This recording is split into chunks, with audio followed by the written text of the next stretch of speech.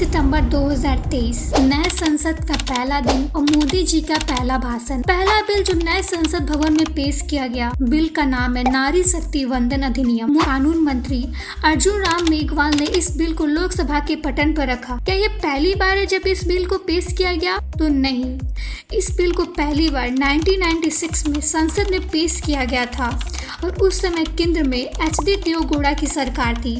इस बिल में संसद और विधानसभाओं में महिलाओं के लिए 33% आरक्षण देने की बात कही गई। इसका मतलब यह हुआ, अगर कानून बना तो संसद और विधानसभाओं के 1/3 सीटों पर महिलाएं बैठेंगी। लेकिन आपको यह जानकर हैरानी होगी, 27 साल पहले से ये बिल संसद में अटका था, लेकिन काफी कोशिशों के बाद आखिरकार नारी शक्ति वंदन अधिनियम लोकसभा के बाद राज्यसभा में भी सर्वसम्मति से पास हो गया। और जैसा कि पहले से प्रावधान है कि लोकसभा में एसटी और एससी को भी आरक्षण दिया जाता है, उसके भी 1/3 सीट पर आरक्षण महिलाओं को दी जाएगी।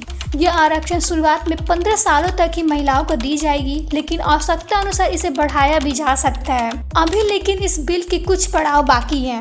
पहला, अभी इसे राष्ट्रपति के पास भेजा जाएगा। राष्ट्रपति की मंजूरी मिलने के बाद यह कानून बनेगा।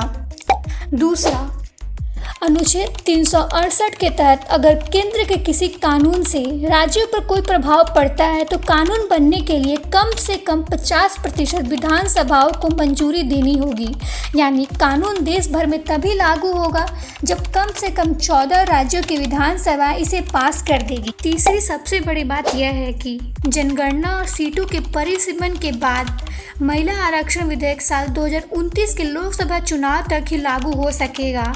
यानी महिला आरक्षण बिल के पास होने के बाद भी इसके लागू होने में सालों का वक्त लगना तय है। अब हम मौजूदा हालात की बात करें तो भारतीय राजनीति पर महिलाओं की कितनी पकड़ है? 78 महिलाएं हमारे लोकसभा में है, यानी केवल 15%। वहीं राज्यसभा में केवल 14% ही महिलाएं हैं। और जहां तक बात की जाए विधानसभा की, लगभग 17 राज्यों में 10% से कम महिलाएं हैं। इस बिल के पारित होने के बाद जहां नारी शक्ति का प्रतिनिधित्व और मजबूत होगा, वहीं इसके सशक्तिकरण के नए युग की शुरुआत होगी। इस ऐतिहासिक कदम से जहां करोड़ों महिलाओं की आवाज़ और बुलंद होगी, वहीं उनकी शक्ति साहस को नई पहचान मिलेगी।